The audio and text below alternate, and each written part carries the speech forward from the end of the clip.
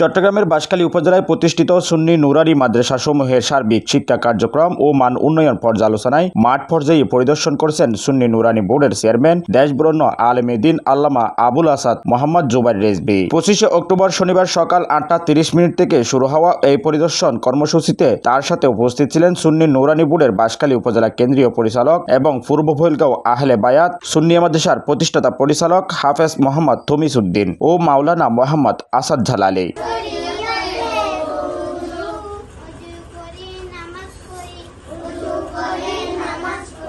পরিদর্শনকালে তিনি চন্দনপুর মোহাম্মদ আলী ফকির রহমাতুল্লাহ সুন্নিয়া মাদ্রাসা দিয়ে শুরু করে পর্যায়ক্রমে 9টি মাদ্রাসা পরিদর্শন করেন তিনি। পরিদর্শন শেষে আল্লামা আবুল আসাদ মোহাম্মদ জুবাইর রেজভী বলেন যে নুরানি মাদ্রাসাগুলো কোমলমতি শিক্ষার্থীরা বিশুদ্ধ কোরআন তেলাওয়াত সহিভাবে নামাজ আদায়ের শিক্ষা কমপক্ষে 60টি পবিত্র হাদিস মুখস্থ করার সুযোগ পাচ্ছে। এর পাশাপাশি ইসলামের নিয়ম কানুন আহকাম এবং আহলে সুন্নাত ওয়াল জামাতের সঠিক আকীদা সম্পর্কে শুদ্ধ ধারণা লাভ করতেছে। আলহামদুলিল্লাহ, এই শিক্ষার মাধ্যমে শিক্ষক, অভিভাবক ও সংশ্লিষ্ট সকলে পরকালে নাজাতের ওসিলা লাভ করবেন বলেও মন্তব্য করেন তিনি।